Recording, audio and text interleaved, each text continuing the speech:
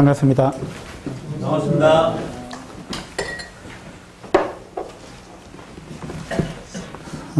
선하신 목자날 인도하시는 분, 찬송을 부르는데 가슴이 뭉클해지더라고요. 정말 선하신 하나님이 계시지 않았더라면 나의 삶이 어떠했을까, 이런 부분을 생각하게 될 때 우리가 선하신 하나님의 손길 아래에 있다는 것, 이것이 얼마나 감사한 일인지 이러한 부분들을 생각하게 됐습니다. 오늘은 창세기 44장 말씀을 묵상하도록 하겠습니다.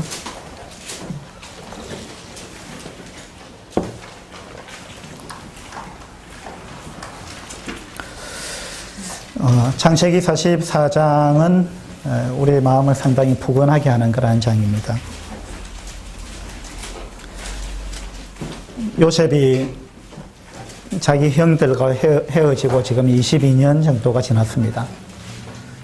22년이라는 세월이 지나는 동안에 요셉의 형들이 어떻게 변했는가?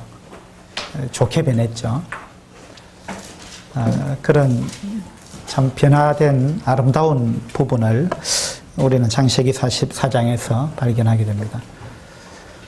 세월이 지나면은 변해야 됩니다. 변질되면 안 되고 성장해야 되죠. 그래서 22년이 지났는데 변한 것이 없다. 그 모습 그대로다. 옛날하고 똑같아. 또는 더하다.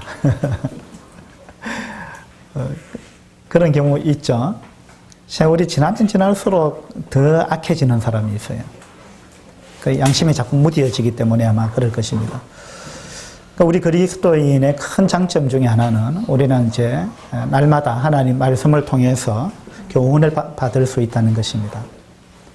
그래서 구원받고 시간이 지나면 지날수록 우리 양심은 더욱더 민감해지고 그래서 점점 더 주님을 닮고자 하는 그런 마음이 일어나고 또 나날이 주님을 더 닮아가는 또 우리 모난 부분이 깎여가고 또 좁았던 마음이 넓어지고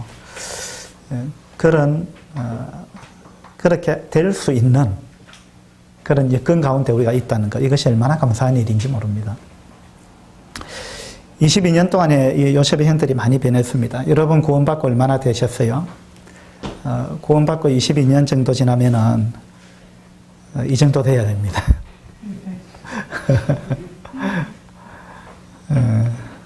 창세기 44장 1절부터 며칠 읽도록 하겠습니다.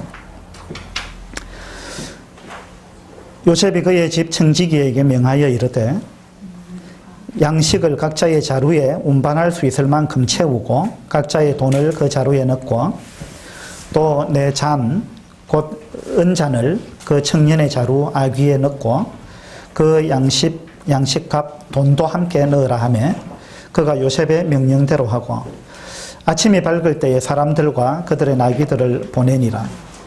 그들이 성읍에서 나가 멀리 가기 전에 요셉이 청지기에게 이르되 일어나 그 사람들의 뒤를 따라가서 그들에게 이르기를 너희가 어찌하여 선을 악으로 갚느냐?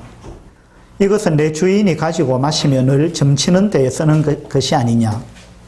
너희가 이같이 하니 악하도다 하라. 청지기가 그들에게 따라가서 그대로 말하니 그들이 그에게 대답하되 내 주여 어찌 이렇게 말씀하시나이까? 당신의 종들이 이런 결단코 아니하나이다. 우리 자루에 있던 돈도 우리가 가나안 땅에서부터 당신에게로 가져왔거늘 우리가 어찌 당신의 주인의 집에서 은금을 도둑질하리이까? 당신의 종들 중 누구에게서 발견되든지 그는 죽을 것이요 우리는 내 주의 종들이 되리이다. 요셉이 이제 마지막으로 형들을 시험하고 있습니다. 형들이 마음이 어떨까? 이전하고 똑같을까? 아니면 변했을까? 아직도 나를 미워하고 시기하고 질투할까? 그리고 아버지를 나를 특별히 사랑했던 아버지, 그 아버지를 향해서 형들의 마음이 옛날 그대로일까? 아니면은 아버지를 불쌍히 여기는 마음, 또 아버지를 사랑하는 마음, 아버지를 이해하는 마음, 이러한 것들을 갖고 있을까? 이런 부분들을 요셉이 분명하게 더 알고 싶었습니다. 그래서 이제 요셉이 마지막 시험을 하는데 그들을 돌려보내면서 자루에 이제 그들이 가져온 돈을 도로 넣었죠. 그것뿐만 아니라 이제 이번에는 베냐민의 자루에 은잔을 넣습니다. 은잔. 은으로 만든 잔인데요. 이 은잔은 이제 애굽에 있어서는 굉장히 귀하게 여기는 그런 잔인 것 같아요. 그렇게 해서 이제 그들을 돌려보내고 가자마자 이제 청지기를 시켜서 쫓아가서 왜 은잔을 도둑질 했느냐라고 이야기해서 잡아봐라 이제 이렇게 한 것입니다. 그렇게 해서 이제 청지기가 쫓아가서 너희들이 어떻게 총리가 애지중지하는 은잔을 도둑질해 갈 수 있느냐 그렇게 이야기합니다. 그들은 이제 우리는 결백합니다. 우리는 절대 그렇게 안 했고 그렇게 할 우리들이 아닙니다. 이렇게 이제 장담을 하죠. 그러면서 다 조사해봐라. 우리는 절대 그렇게 안 한다. 그러면서 뭐라고 약속을 합니까? 당신의 종들 중에서 누구에게서 발견되든지 그는 죽을 것이요. 이렇게 이야기합니다. 그 총리의 은잔이 누구 자루에서 발견되든지 간에 그 자루의 주인은 죽을 것이다. 아주 단호하게 이야기합니다. 그런데 이건 참 경솔한 이야기죠. 우리도 이 말을 경솔하게 안 하도록 참 조심해야 됩니다. 지금 이 순간에 그들은 확신을 하고 있어요. 아무도 우리는 훔치지 않았다. 그들은 분명히 확신을 갖고 있습니다. 우리도 뭔가 장담을 할 때가 있는데, 그죠? 장담을 할 때가 있죠. 뭐, 손에 장을 찢으라, 이렇게도 이야기하고. 내 눈에 뭐 흙이 들어가기 전에는 뭐 이렇게도 이야기하고, 뭐, 여하튼 장담을 할 때가 있습니다. 근데 그거 조심해야 돼요. 왜냐하면은, 그 순간에는 내가 틀림없다고 생각하지만, 지나고 보면 아닐 수도 있어요. 예. 그래서 주님은 우리한테 교훈하셨죠. 너희는 예 하고 아니요 라고 해라. 그 이상 이야기하지 마라 이랬습니다. 그러니까 맹세하지 말라는 이야기죠. 그래서 맞으면 맞습니다 이렇게 이야기해야지. 내 목숨을 걸고 장담합니다. 뭐 틀림없습니다. 결코 뭐 결단코 뭐 이런 이야기 반드시 뭐 이런 이야기는 좀 안 하는 게 좋다는 거죠. 왜냐하면 우리는 신이 아니기 때문에 언제든지 지금은 내가 확신하지만 틀릴 수 있어요. 어쨌든 이 요셉의 형들은요 너무 장담했습니다. 그래서 그것이 발견되는 자는 목숨을 내놓겠다, 죽겠다. 그것뿐만 아니라 그것이 발견되면 그 사람은 죽을 것이고 그 다음에 우리 모두가 종이 되겠다 이랬습니다. 종이 되겠다. 노예가 되겠다. 그렇게 이야기했어요. 저는 이것을 가만히 묵상하면서요. 이 참 너무 경솔하게 이야기했다. 이런 생각이 듦과 아울러 사실은 그것이 발견되면 그 사람만 그 값을 지불하면 됩니다. 훔친 사람만 훔쳤다면. 근데 왜 우리 전부가 노예가 되겠다, 종이 되겠다 이렇게 이야기하느냐 이거죠. 물론 확신을 했기 때문에 이렇게 이야기했는데 지나친 확신은 위험해요. 지나친 확신을 가지면 안 됩니다. 지나친 확신은요 교만입니다. 그리고 다른 사람을 무시하는 거죠. 종이 되겠다. 종이 되겠다 이거는 평생 이제 노예로 살겠다는 이야기거든요. 근데 종이 되겠다는 말을 이렇게 쉽게 할 수 있느냐. 근데요 사람들이요 정말 좀 이렇게 하는 것 같아요. 더더군다나 우리 구원받은 그리스도인들도 그런 것 같아요.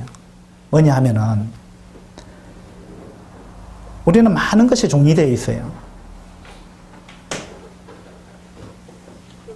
돈에 종이 된 사람들이 있고요. 많은 사람들이 돈에 종이 되어 있습니다. 어떤 사람은 술에 종이 되어 있고 어떤 사람은 담배에 종이 되어 있고 어떤 사람은 어떤 뭐 권세에 종이 되어 있고 어떤 사람은 뭐 지식에 종이 되어 있고 뭐 여러 가지가 있죠. 어떤 사람은 자녀의 종이 되어 있어요.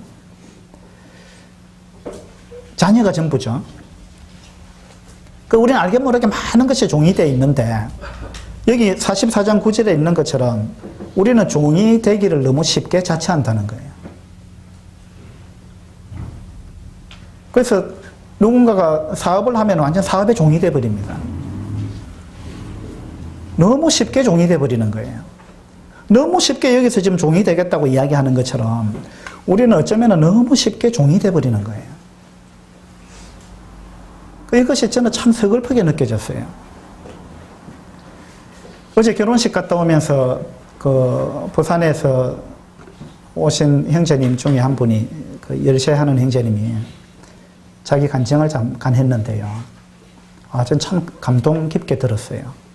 어떤 간증을 했느냐 하면 자기 열쇠를 하고 있는데 어느 날 이제 게이트맨 일을 맡게 됐다는 거죠. 게이트맨 대리점을 하게 됐다는 겁니다. 다른 것도 하지만 게이트맨 그 업체하고도 손을 잡았다는 거죠. 게이트맨하고 이제 손을 잡고 일을 하게 되면은 많은 그 메리트가 있죠. 그런데 어느 날 너무 게이트맨 본사에서 자기를 종부리듯이 한다라는 느낌을 받았다는 거예요. 뭔가 얕은 그 설치를 했는데 그 자기가 설치 안 한 것이라 할지라도 게이트맨 물건이 어디에 어느 집에 설치가 됐다 하면은 거기서 뭔가 문제가 생기면 이 대리점으로 바로 AS 전화가 온다는 거죠. 그러니까 시도 때도 없이 이제 가서 수리를 해줘야 되고, 물론 거기 이제 수당을 받지만, 그래 하는 것이 귀찮아가지고 조금 항의를 했는데, 뭐 주일도 가야 되고 여러 가지 이제 상황이 생기죠. 그래서 항의를 하면서 뭐라 했느냐, 본사에다가 전화를 해가지고, 내가 게이트맨의 종입니까? 이렇게 이야기를 했다는 거예요. 그러니까 본사 직원이 뭐라 했느냐 하면은, 그럼 당신이 게이트맨 종이지 뭐냐? 이렇게 이야기했다는 거예요. 그 이야기를 듣는 순간에 충격을 받았다는 겁니다. 그래서 이제 나중에 그 본사 직원하고 만나서 이야기를 해보니까 그것이 비하하기 위한 그런 의도로 이야기한 건 아닌데, 물론 이제 그런 식으로 서비스를 잘 해야 된다, 이런 어떤 긍정적인 의미로 이야기를 한 것 같아요. 그렇다 할지라도, 그 말의 의도가 밝혀졌다 할지라도 이 형제님은 어떻게 생각했느냐 하면은 이것을 하나님의 음성으로 들었다는 겁니다. 어떻게 들었느냐? 하나님이 너가 지금 누구의 종이냐? 이렇게 하나님이 묻는 걸로 들었다는 겁니다. 그래서 가만히 생각해 보니까 내가 지금 누구의 종이냐? 이 생각을 하다 보니까 정신이 번쩍 들었다는 거예요. 내가 누구의 종이냐? 내가 돈 좀 벌려고 고작 여기 회사의 종이 되어가지고 내가 날 시도 때도 없이 끌려가야 되고, 내 주인은 따로 있는데, 누굽니까? 하나님. 주님이 진짜 주인이잖아요. 그럼 우리는 주님의 종인데, 하나님이 우리의 주인이라면, 주님이라면 내가 종이라는 그 말이잖아요. 그러면 우리는 진짜 하나님의 종인데, 하나님의 종으로 살아야 되고, 하나님이 부르시면 언제든지 가야 되고, 하나님이 뭔가를 시키면은 무조건 해야 되는 것이고, 종은 그런 거잖아요. 내가 하나님의 종인데, 내가 가만히 생각해 보니까, 내가 지금 사람의 종이 되어 있구나. 내가 어떤 회사의 종이 되어 있구나. 이것이 너무 충격적으로 와닿았다는 거예요. 그래서 그 형제님이 결단을 했답니다. 어떻게 결단했을까요? 게이트맨하고 이제 손을 끊겠다는 거예요. 게이트맨 대리점 그 일을 이제 안 하겠다는 거예요. 그러면 이제 경제적으로 손실이 제법 클 겁니다. 그렇지만 그거 포기하기로 했다는 거예요. 이거 기분 나빠서 포기하는 이런 게 아니에요. 내가 그걸 끊고 시간을 좀 더 확보해서 주님의 종으로 살아야 되겠다. 이런 생각을 했다는 겁니다. 경제적인 손실을 감수하면서. 이거 쉽지 않은 결단이잖아요. 그 이야기를 들으면서 저는 참 감동이 되었습니다. 물론 이제 그걸 끊더라도 다른 수입이 있어요. 다른 일이 있죠. 그런데 그걸 끊기 쉽지 않습니다. 사실은 거기 수입이 상당하거든요. 게이트맨 대리점 못해갖고 얼마나 열쇠하는 업체들이 게이트맨 대리점 못해갖고 그럽니까? 그거 게이트맨 대리점 하면은 열쇠 업체 중에서 가장 큰 건데, 근데 그걸 과감히 포기했다는 거예요. 그래서 창세기 44장을 저는 묵상하면서 그 형제님이 생각이 났고요. 정말 우리가 누구의 종이냐? 그리고 너무 정말 주님의 종이 아닌 다른 엉뚱한 것의 종이 되는 걸 너무 쉽게 우리는 허락한다는 거예요.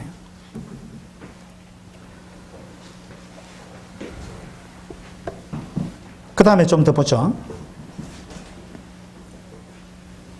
11절입니다.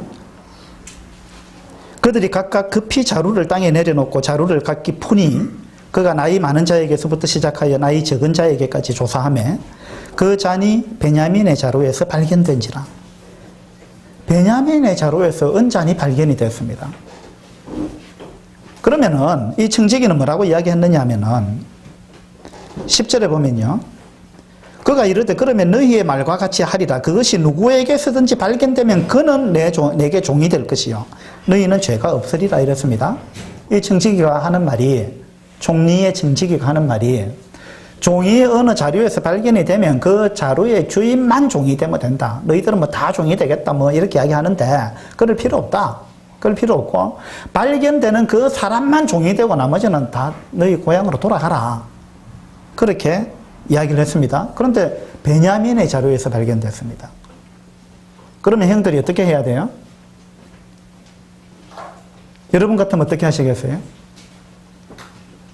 베냐민만 지금 책임을 지면 돼요. 베냐민만 잡혀가서 종이 되면 됩니다. 그죠? 요셉의 형들이 옛날 같았으면은요, 베냐민 종으로 딱 그냥 보내고 자기들 자루에 뭐 돈도 있지, 양식도 있지, 지금 뭐. 그죠? 그리고 베냐민 딱 없어지면은 더 좋아요. 어떻게 보면. 요셉도 없앴지. 보세요. 아버지의 가장 사랑받는 아들 요셉 제거했잖아요.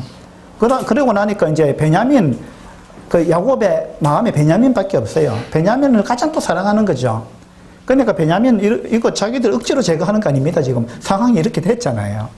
야, 이거 하나님이 저렇게 또 기회를 주셨구나. 그래가지고 베냐민 딱 제거하고 나면은 자기들 상속분이 많아집니다. 맞잖아요. 그 눈에 아버지가 그 총애하는 그 눈꼴 사나운 거 안 봐도 되고. 그러면은 자기들 상속분이 더 많아지고, 어쩌면은 자기들 일부러 지금 뭐 어떻게 팔아넘기는 것도 아니고 자연스럽게 일이 해결되는 겁니다. 옛날 같았으면, 22년 전 같았으면은 요셉의 형들이 이렇게 했을 거예요. 근데 지금 어떻게 합니까? 13절에 보시면 그들이 옷을 찢고, 그들이 전부가, 이 요셉의 형들 모두가 옷을 찢었습니다. 옷을 찢었다는 말은 그들이 마음의 슬픔을 표현하는 거예요. 그들 다 그냥 슬퍼하는 거예요. 옷을 찢었습니다. 근데 요셉이 팔려가고 나서 그들이 요셉의 피 묻은 옷을 들고 가가지고 아버지한테 이야기했잖아요. 당신 아들의 옷인 거 보소서 이러면서. 그렇게 이야기했는데 그때 옷을 찢은 사람은 누군지 아십니까? 그때는 야곱만 옷을 찢었어요. 야곱은 자기 옷을 찢고 이 슬픔을 어떻게 할 수가 없었어요. 모든 사람이 위로를 받지 않았습니다. 위로가 안 되는 거예요. 내가 음부로 내려가서 내 아들한테로 가리라. 야곱이 그렇게 이야기하면서 이 슬픔을 감출 수가 없었습니다. 아버지는 옷을 찢고 그렇게 슬퍼하는데 형들은 슬퍼 안 했어요. 요셉 형들은 그때 슬퍼 안 했습니다. 아무도 옷 안 찢었어요. 근데 지금 완전히 바뀌었습니다. 22년이 지났는데 베냐민을 이렇게 슬쩍 제거할 수도 있는데 그들은 그렇게 안 했어요. 그들이 옷을 찢고 각기 짐을 나귀에 싣고 어디로 갑니까? 성으로 돌아가니라. 집으로 가는 게 아니고 애굽으로 도로 돌아갑니다. 우리가 다 노예가 되겠다 이겁니다. 그들은 22년이 지나면서 이렇게 변했습니다. 16절에 보시면 유다가 말하되 우리가 내 주께, 이제 총리 앞에서 이야기합니다. 우리가 내 주께 무슨 말을 하오리이까? 무슨 설명을 하오리이까? 우리가 어떻게 우리의 정직함을 나타내리이까? 정말 답답하고 미칠 지경입니다. 그래서 우리가 어떻게 우리의 정직함을 증명할 수 있겠느냐? 길이 없습니다. 그러면서 하는 말이 하나님이 종들의 죄악을 찾아내셨으니, 자기가 정직하다고 이야기해놓고 우리는 결코 그렇게 한 적이 없다. 일이 이상하게 됐는데 절대 우리가 한 게 아니다. 그런 이야기를 함과 아울러 지금 앞뒤 말이 안 맞는 게예요. 정직하다고 이야기하면서 그 뒤는 뭐라 그랬어요? 하나님이 종들의 죄악을 찾아내셨다 이랬습니다. 그러면 이 죄악은 어떤 죄악입니까?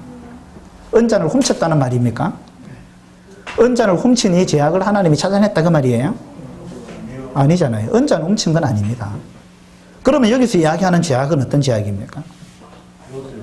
요셉을 팔아버린 그 죄입니다. 그래서 은자는 우리가 결코 훔치지 않았지만 일이 이렇게 돌아가는 것은 여기에는 뭔가 하나님의 뜻이 있다는 거예요. 그래서 이런 상황 가운데서 하나님의 음성을 들은 거예요. 하나님이 지금 일을 이렇게 만들고 있다. 왜? 우리가 너무나 큰 죄를 지었기 때문에. 우리가 우리 동생 요셉을 팔아버리지 않느냐. 하나님은 이 죄악을 지금 덜추어내고 계신다. 라는 것을 지금 이 유다가 이야기하고 있는 거예요. 우리가 어떤 상황이 벌어질 때 그 상황을 통해서 하나님의 음성을 듣는 거, 이건 대단히 중요합니다. 그걸 너무 단편적으로만 해석하면 안 되죠. 억울한 일을 당했다 할지라도 하나님이 그 일을 허락하신 이유가 있다는 겁니다. 단편적으로 지금 이 상황만 봤을 때는 너무나 이거는 억울한 일입니다. 너무나 억울한 일이지만 그 억울한 일을 통해서 하나님의 의도를 발견하는 것, 하나님의 음성을 듣는 것. 이것만 보면 너무 억울하지만 그러나 하나님은 이렇게 하시는 이유가 있다는 것. 이걸 유다는 알았습니다. 그래서 하나님이 종들의 죄악을 찾아내셨으니 우리와 이 잔이 발견된 자가 다 내 주의 노예가 되겠나이다. 우리 다 노예가 되겠습니다. 그렇게 이야기합니다. 요셉이 이르되 내가 결코 그리하지 아니하리라. 잔이 그 손에서 발견된 자만 내 종이 되고 너희는 평안히 너희 아버지께로 도로 올라갈 것이니라. 총리가 또 이야기합니다. 청지기도 그렇게 이야기했는데 총리도 그렇게 할 필요 없다. 이 베냐민이 너희 아우가 훔친 거니까 베냐민만 내 종이 되면 된다. 나머지는 어떻게 하라고요? 평안히 너희는 평안히 너희 아버지께로 도로 올라갈 것이니라. 이 이야기를 들을 때 유다는요 뜨끔했을 것입니다. 자기들 요셉을 팔 때 이래 했거든요. 요셉을 팔아놓고 요셉이 애걸복걸 하는데 들은 척도 안 하고 요셉을 구덩이에 던져놓고 죽이려고 구덩이에 던져놓고 그들은 뭐 했습니까? 음식 먹었어요. 요셉이 울부짖는데 그들은 길을 막고 만찬을 즐겼다는 겁니다. 이게 22년 전의 모습입니다. 그리고 요셉 팔아놓고 그들 돈 받고 그걸 갖고 집으로 돌아갔습니다. 어떻게 갔습니까? 평안히 갔습니다. 이게 22년 전의 모습입니다. 똑같은 지금 상황이 벌어졌습니다. 요셉 대신 베냐민을 이제 여기 노예로 남겨놓고 그들은 평안히 아버지께로 돌아가라. 평안히 가라. 옛날처럼 평안히 가라 이겁니다. 너희들 날 팔 때처럼 그렇게 해라. 이 이야기를 듣는 순간 얼마나 뜨끔했겠습니까? 유다는요 절대 그래 할 수 없었습니다. 왜 유다가 그렇게 할 수 없었는지, 유다가 언제 이렇게 바뀌었는지 여러분 생각해 보셨어요? 유다가 언제 바뀌었을까요? 유다가 결정적으로 자기 삶을 바꾸게 된 계기가 있습니다. 예, 그걸 한번 보죠. 창세기 38장입니다.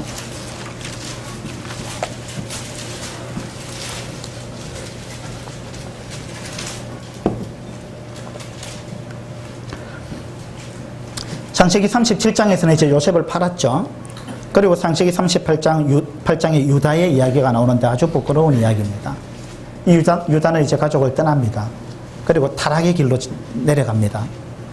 그리고 이방인과 결혼하고 자기 아들도 이방인과 또 결혼을 시키고, 그리고 며느리하고 동침해서 자녀를 낳게 됩니다. 너무나 부끄러운 이야기죠. 24절에 보시면요, 석 달쯤 후에 어떤 사람이 유다에게 일러 말하되, 자, 며느리하고 관계를 가지고 나서 석 달쯤 지났습니다. 어떤 사람이 유다에게 일러 말하되 내 며느리 다말이 행음하였고 그 행음함으로 말미암아 임신하였느니라. 유다가 이르되, 유다가 이 이야기를 딱 듣는 순간요, 참을 수가 없었습니다. 며느리가 행음을 해갖고 아이를 가졌다. 이걸 참을 수가 없었어요. 그래서 유다는 뭐라고 이야기합니까? 그를 끌어내어 불사르라 이렇게 이야기합니다. 이런 죄를 지은 사람은 살려둘 수가 없다. 불태워 죽여야 된다. 그를 끌어내어 불사르라 이랬습니다. 그런데 여인이 내가 이것 주인하고 관계를 가져서 임신했다 이러면서 도장하고 뭐 지팡이하고 막 이걸 내놨잖아요. 보니까 자기 거거든. 그러니까 26절에 유다가 뭐라 합니까? 유다가 그것들을 알아보고 이르되 그는 나보다 옳도다. 그는 나보다 옳도다. 여러분, 유다의 이름의 뜻이 뭔지 아십니까? 유다. 뭐죠?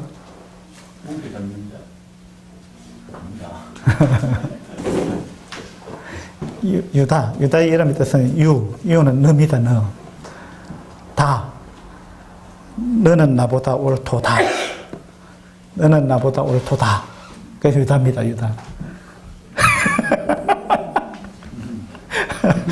아닙니까? 유다 이름을 그렇게 기억하면 좋겠어요. 유다 이러면 너가 옳도다. 유다.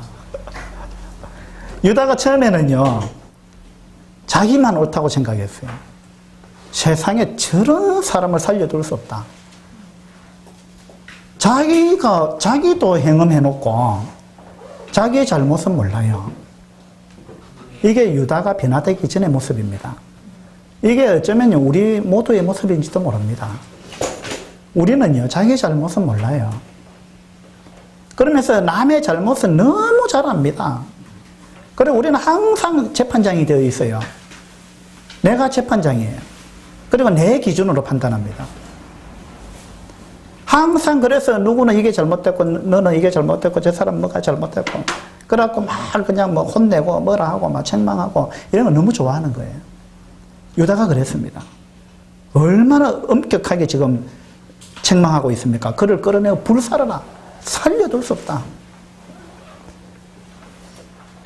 그런데 책망을 받는 그 사람의 입장이 한번 돼보면은요, 충분히 그럴 수도 있는 상황이었구나. 나도 어쩌면 그렇게 했을지도 모르겠구나. 이렇게 생각할 수도 있어요.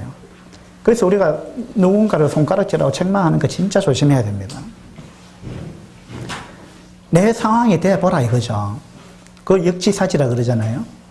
그 사람의 상황이 그 사람의 입장이 돼보면 다릅니다. 우리는 그 사람 입장을 다 몰라요. 그 사람 입장을 다 모르는 가운데 우리는 너무 쉽게 판단한다는 겁니다. 자기 죄는 그렇게 엄격하게 판단 안 해요. 유다가 그렇게 했습니다. 그 유다가 자기 도장을 딱 보는 순간 완전히 망치로 한 대 얻어맞은 것 같죠. 그 유다가 고백하는 겁니다. 그는 나보다 옳도다. 너는 나보다 옳다. 내가 더 잘못됐다. 내가 지금 너를 불살라라 그랬는데 사실은 내가 나를 불살라야 된다. 내가 죽어야 될 사람이다. 유다가 여기서 엄청나게 충격을 받았습니다. 그는 나보다 옳다. 유다, 너가 나보다 옳다. 네? 유다의 이름의 진짜 뜻은 찬송입니다. 찬송. 제가 이제 유다 이름을 여러분 좀 잘 기억하라고 말씀하는 겁니다. 그리고는 이렇게 그는 나보다 옳도다라고 이야기하고 그 다음에 어떻게 했는지 보세요. 26절 다시 보겠습니다. 창세기 38장 26절. 유다가 그것들을 알아보고 이르되 그는 나보다 옳도다. 내가 그를 내 아들 셀라에게 주지 아니하였음이로다 하고 다시는 그를 가까이 하지 아니하였더라. 다시는 그를 가까이 하지 아니하였더라. 여기서 유다는 바뀌었습니다. 다시는 그를 가까이 하지 아니했다. 유다가 다시는 정욕의 종이 안 됐다는 이야기입니다. 너무나 엄청난 일을 당했죠. 한번 장녀하고 관계를 가졌는데 유다는 지금 아내를 잃었습니다. 그래가지고 유다가 장녀하고 한번 관계를 가졌는데 그 결과가 너무 엄청났잖아요. 그러면 우리가 이와 같은 엄청난, 내가 뭔가를 죄를 지었는데 그 죄의 결과가 너무나 엄청났다, 이런 일이 생겼으면 정신을 차려야 됩니다. 그때부터는 정말 정신을 차려야 돼요. 그 어떻게 고백해야 되느냐? 내가 정말 죽어야 될 사람이고 나보다 더 나쁜 사람 없다, 이렇게 생각해야 되고, 그리고 그걸 계기로 해가지고 다시는 내가 이거 안 하겠다. 지금 내가 이거 해가지고 이렇게 창피를 당하는데 이걸 내가 또 반복하면 내가 사람이 아니다, 이런 결단을 해야 되는 거예요. 다시는 이거 안 하겠다. 유다는 여기서 결심했습니다. 다시는 이러지 않겠다. 여러분도 결심을 할 필요가 있습니다. 여러분도 뭔가 습관적인 죄에 빠져 있고 뭐 그렇게 하다가 하나님이 계속 봐주시다가, 하나님 계속 참 오래 참으시고 봐주시는 분입니다. 그러다 어느 날 그것 때문에 여러분 정말 창피를 당할 일이 생길 것입니다. 그리고 생겼는지도 모르겠어요. 그러면 그때 정신 차려야 됩니다. 그때 정신 차리고 여러분 결심하셔야 돼요. 내가 다시는 이거 안 하겠다. 이거 없이는 우리 변하지 않습니다. 유다는 이렇게 해서 변했습니다. 고린도후서 나중에 보고 베드로전서 먼저 한번 봅시다. 베드로전서 4장입니다.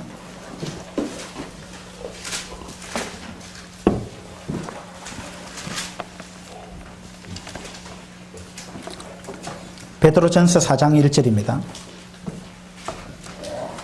그리스도께서 이미 육체의 고난을 받으셨으니, 자, 주님께서 육체의 고난을 받으셨습니다. 어떤 고난을 받으셨어요? 십자가에 못 박히는 거. 여러분, 십자가에 못 박히는 거는, 이거는 너무나 엄청난 것입니다. 이 고통은 말로 표현할 수 없는 거예요. 너무나 엄청난 고통이고 너무나 수치스러운 거예요. 인간이 고안해낸 사형방법 중에서 이것만큼 수치스럽고 고통스러운 게 없어요. 요즘 IS 뭐 이런 집단들이요, 사람 처형하는 걸 제가 동영상으로 본 적이 있는데, 어느 날 점심을 먹다가요, 누가 그 동영상을 보여줬는데 그거 딱 보는 순간 밥맛이 사라져 버렸어요. 밥 먹다가 그만뒀습니다. 칼을 가지고 목을 자르는데요, 살아있는 사람을.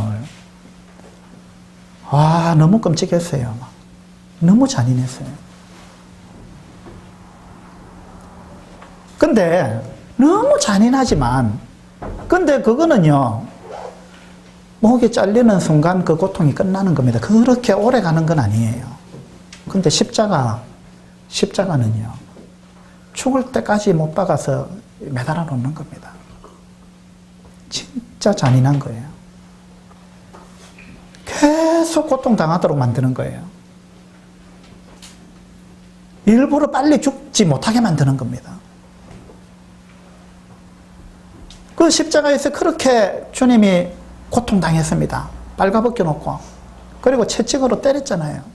그리고 침 뱉고 욕하고 막, 얼마나 그들 인간이 해서는 안 되는, 주님께 해서는 안 되는, 주님이 아니더라도 그냥 정말 심각한 더러운 죄인이라 할지라도 그렇게 하면 안 됩니다. 요즘 뭡니까, 텔레비전에 보면은 범죄자들 그 나올 때 얼굴 가리고 모자 쓰고 막 그렇게 나오잖아요.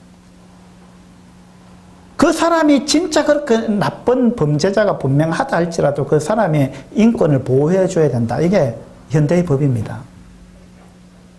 그런데 십자가형은요, 인권, 일전 없습니다. 완전히 그냥 빨가벗겨 놓고, 완전히 이 인간 취급하는 게 아닙니다, 이건요. 주님이 그와 같은 엄청난 수치와 모욕을 당했습니다. 우리 죄 때문에. 여러분의 죄 때문에. 여러분 죄 때문에 그만한 모욕 안 당해봤잖아요. 여러분의 죄 때문에 하나님의 아들, 창조주이신 예수님이 여러분 죄 때문에 엄청난 수치를 당했습니다. 우리가 당하는 수치는요, 우리가 당하는 수치보다도 거룩하신 하나님이 그 수치를 당했다는 거, 이거는요, 비교가 안 되는 겁니다. 우리 사람도 뭐 명예훼손에, 자그마한 것 갖고 명예훼손 고소하고 이러는데요. 우리 인간의 명예는 별것 아닙니다, 사실은요. 하나님이 명예를 훼손당했다는 거, 이거는 뭘로 보상하겠습니까? 주님이 그 엄청난 명예훼손을 당한 거죠. 우리 죄 때문에. 자, 4장 1절 다시 봅시다. 그리스도께서 이미 육체의 고난을 받으셨으니 너희도 같은 마음으로 갑옷을 삼으라. 같은 마음으로.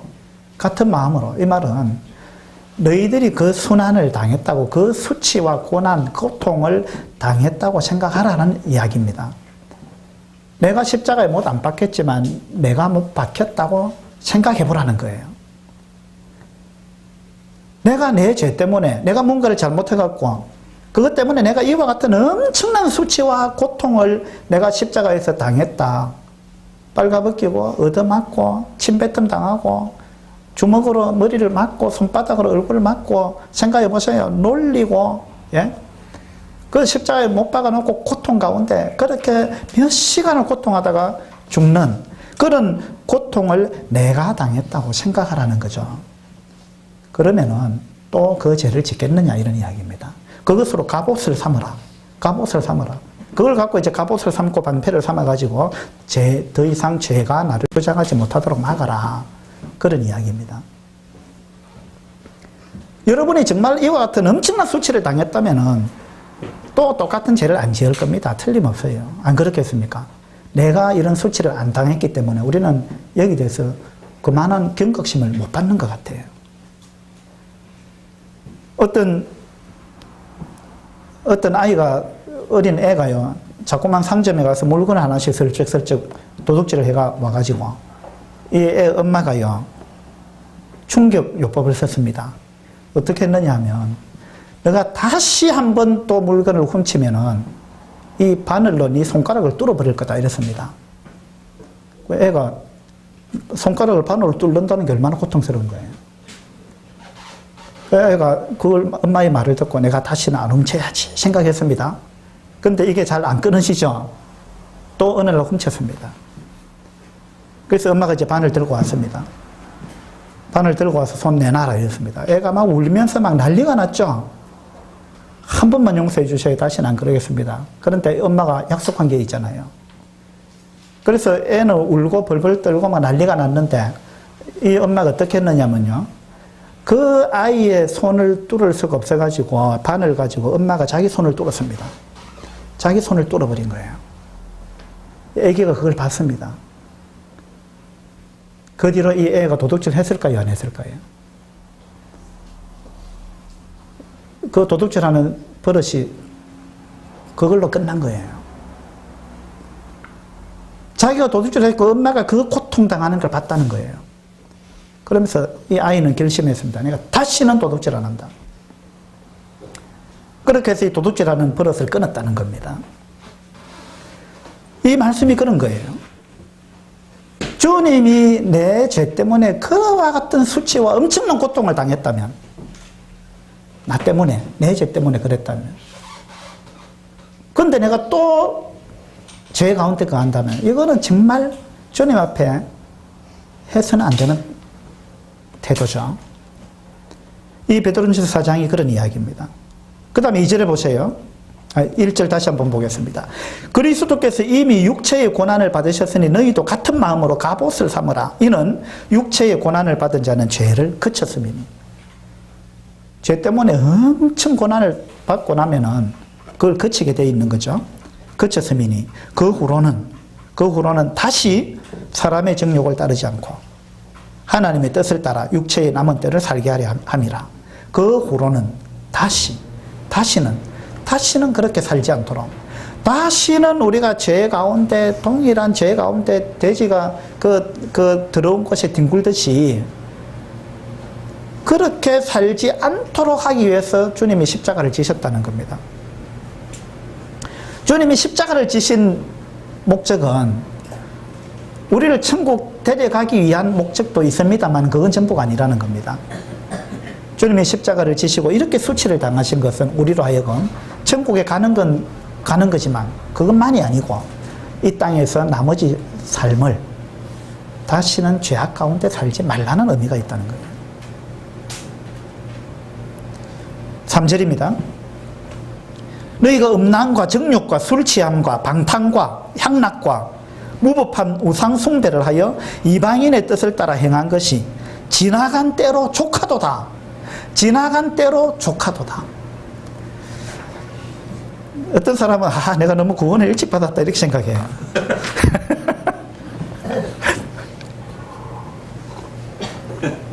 왜요? 이것저것 죄를 좀 실컷 지어보고 구원 받았으면은 될 텐데, 너무 구원 일찍 받았고 이제 뭔가 죄를 즐기지도 못하고 그렇게 생각하는 사람들이 있는데요. 근데 이 말씀은요, 지나간 때로 족하다 그랬습니다. 지금까지 그렇게 살은 그걸로 족한 거예요. 언제 구원 받았든지 상관없이 하나님 그렇게 말씀하십니다. 지나간 때로 족하다. 이제 그 가운데 뒹굴면 안 된다.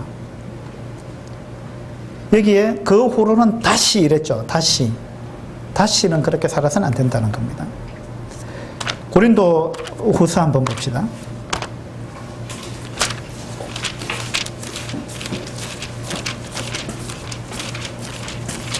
고린도 후서 5장입니다.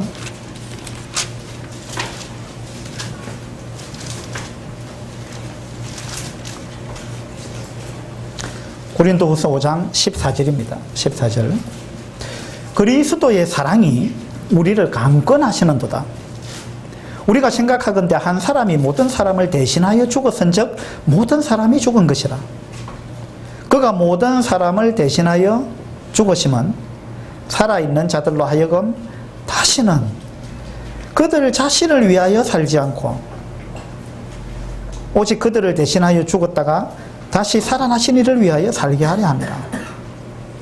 이 성경에 가만히 보니까 다시는 이런 말이 몇 군데 나오는데요. 유다가 다시는 이제 그를 가까이 하지 아니했다. 그죠? 마찬가지로 여기서도 그렇게 이야기합니다. 주님이 우리 대신 죽으셨다. 우리를 사랑해가지고 우리 대신 죽었다. 그 주님의 사랑이 우리를 강권하지 않느냐. 그 사랑, 주님의 사랑 때문에 우리 삶이 바뀌어야 됩니다. 그래서 다시는 그들 자신을 위하여 살지 않고 이제 주님을 위해서 살아야 된다는 겁니다.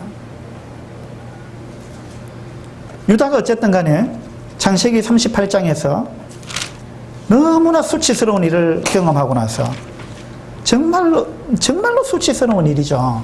유다가 이 엄청난 수치를 당하고 나서 유다는 결심했습니다. 야, 정말 내가 잘못했구나. 며느리가 잘못된 게 아니고 내가 잘못됐구나. 내가 죽을 놈이구나. 그렇게 자신을 깨달았습니다. 그리고는 유다는 결심했습니다. 다시는 그를 가까이 하지 아니하였더라. 이때부터 유다의 삶은 바뀌었습니다.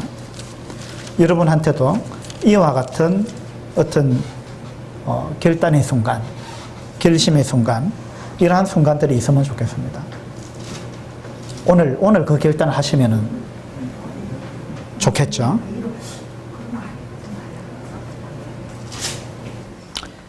창세기 44장으로 다시 가봅시다.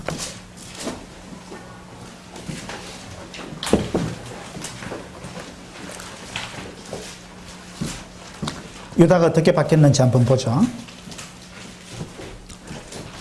44장 43장부터 44장 이쪽은요, 유다가 굉장히 돋보입니다. 14절에 보면 유다와 그의 형제들이 이렇게 나오죠. 그 형제들의 대표가 유다가 된 겁니다. 유다와 그의 형제들이. 그 다음에 18절에 보면 유다가 그에게 가까이 가서 이르되, 그 유다가 이제 총리한테 호소를 합니다. 20절에 우리가 내 주께 아뢰되 우리에게 아버지가 있으니 노인이요 또 그가 노년에 얻은 아들 청년이 있으니 그의 형은 죽고 그의 어머니가 남긴 것은 그뿐이므로 그의 아버지가 그를 사랑하나이다.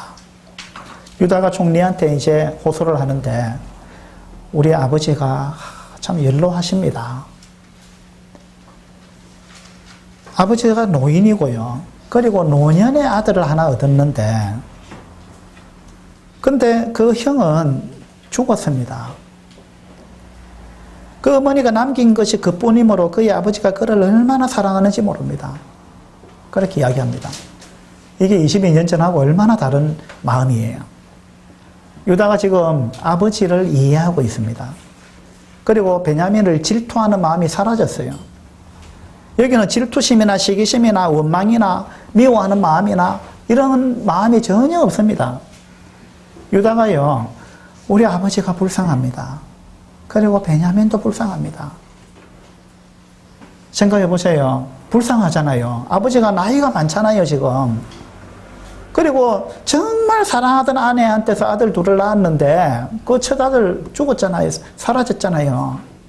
그리고 이제 아들 하나 남았는데, 베냐민 하나 남았는데, 그리고 노년에 얻었는데 어떻게 사랑 안 할 수가 있느냐 이 말입니다.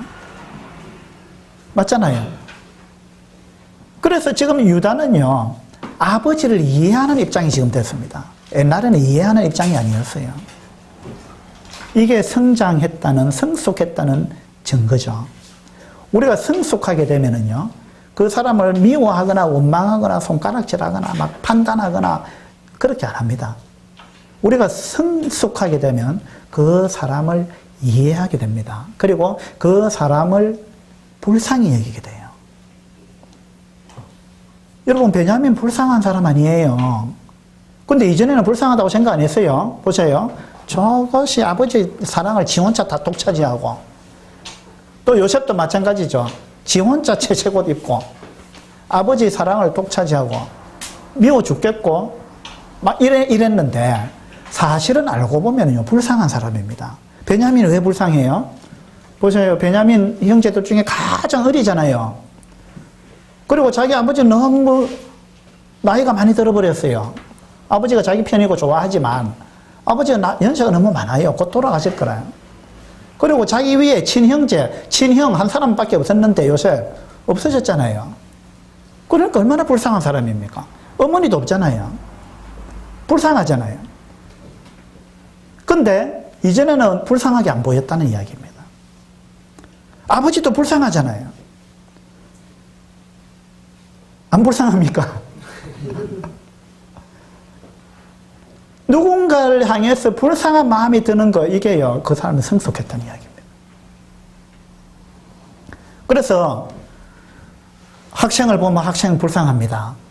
우리 교회 안에도 보면은 불쌍하네요, 학생들. 불쌍합니다.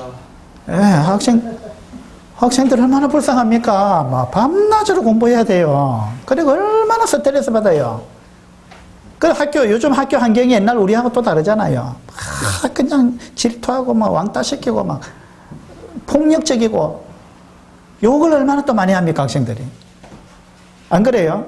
이런 환경, 험악한 환경 가운데 학교 다니고 있다는 그 자체가 불쌍한 겁니다. 그래서 여러분 자녀들 불쌍하게 봐야 돼요. 그 교회에 있는 학생들 여러분 불쌍하게 봐야 됩니다, 우리들이요. 불쌍 안 합니까?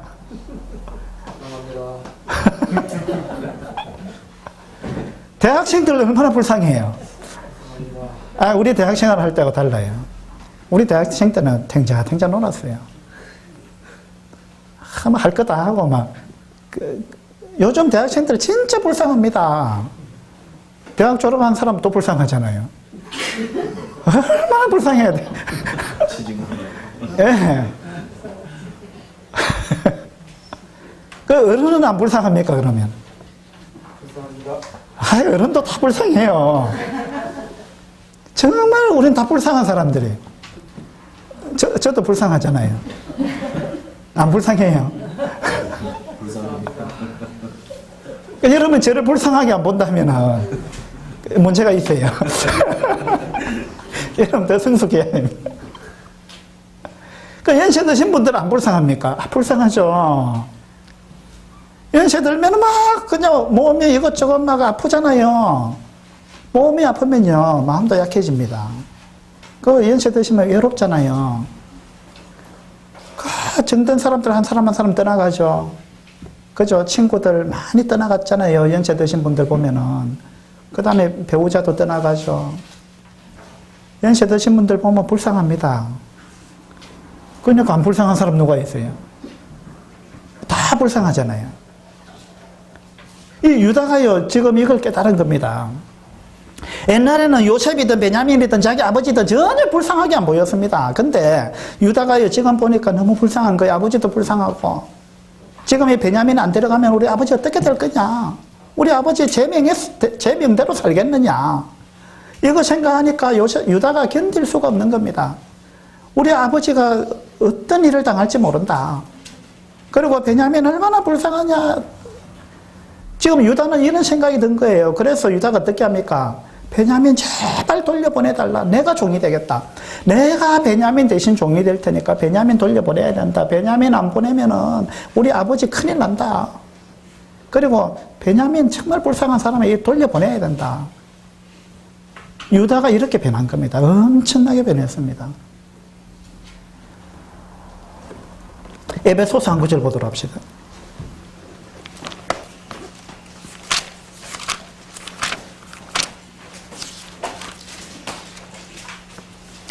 에베소서 4장 32절입니다.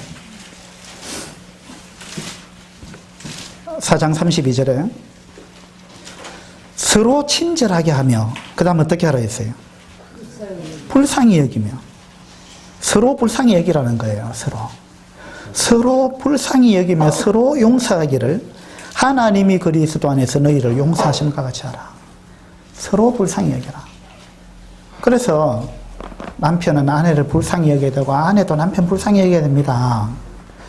제가 어떤 때는 막 아내가 미워질 때도 있지만은 어떤 때는 자는 모습 보면 또 불쌍할 때가 있어요, 진짜. 내한테 시집 와가지고 고생한 걸 가만히 생각하면 불쌍해요. 부부간에 서로 불쌍히 여겨야 됩니다. 남편은 강한 척 해도 남자도 불쌍합니다. 여러분, 남자는 엄청 강한 것 같죠? 이거 절대 그렇지 않습니다. 남자도 진짜 불쌍합니다. 예. 남자는요, 이 경제권의 책임을 져야 되기 때문에요. 정말 엄청난 스트레스입니다. 이 부분이요. 그래서 저도 자녀들이나 아내가 이거 해야 되는데요. 이렇게 이야기할 때, 이제 돈 좀 주세요. 이럴 때,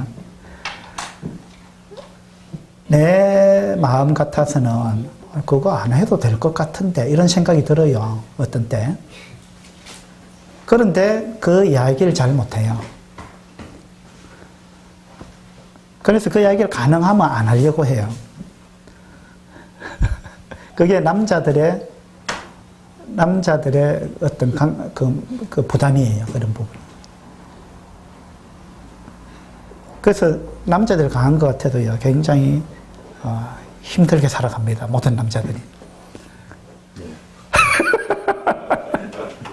그래서 성경에 보면은 이제 베드로 전서입니까? 아내는 더 연약한 그릇이다 이렇게 나오잖아요. 아내는 더 연약한 그릇이다. 아내 참 연약한 그릇이에요. 여자들은 약간의 말로 상처받고 막 끙끙 앓고 하죠. 연약한 그릇입니다. 깨지기 쉬워요. 금가기 쉽습니다. 근데 여자만 연약한이 아닙니다. 여자는 더 연약한 그릇이에요. 그 말은 남자도 연약한 그릇이다. 그 말이에요. 그 여자 좀 더 연약하다는 거죠. 우리는 다 흙으로 만들었기 때문에 질그릇이잖아요. 질그릇의 특징은요, 약간만 잘못 충격을 주면 깨져버립니다. 금이 가버리는 거예요. 우리 모두는요, 약간의 충격에 우리의 금이 잘 갑니다. 그래서 서로를 정말 불쌍히 여기게 됩니다. 그 창세기 44장에 보면 이제 유다가 정말로 불쌍히 여기는 이러한 부분을 볼 수 있습니다. 아버지도 불쌍히 여기고 22절에 보면요. 창세기 44장 22절에 우리가 내 주께 말씀드리기를 그 아이는 그의 아버지를 떠나지 못할지니 떠나면 그의 아버지가 죽겠나이다. 그러면서 아버지 걱정하죠. 그 다음에 이 베냐민을 뭐라고 불렀어요? 그 아이는 이랬습니다. 그 아이는. 이 아이라고 불렀습니다. 이거 뭐냐면 경쟁의 상대가 아니다 그 말입니다. 이제 베냐민 더 이상 질투의 상대도 아니고 시기의 상대도 아니고 경쟁의 상대도 아닙니다. 이 아이라고 이야기하는 거예요. 불쌍히 여기고 있다는 겁니다. 26절에 보면 우리가 이럴 때 우리가 내려갈 수 없나이다. 우리 막내 아우가 함께 가면 내려가려니와 막내 아우가 우리와 함께 가지 아니하면 그 사람의 얼굴을 볼 수 없음이니이다. 막내 아우라고 부르죠. 그 아이 또는 막내 아우 29절에도 이 아이가 30절에도 아버지의 생명과 아이의 생명이 서로 하나로 묶여 있거늘 이러면서 31절에도 아버지가 아이의 없음을 보고 죽으리니 그러니까 이 유다의 마음은 절절히 지금 아버지를 향한 염려와 이 아이 그 자기 동생에 대한 연민 불쌍히 여기는 마음 이런 것들이 철철 흐르고 있어요 지금.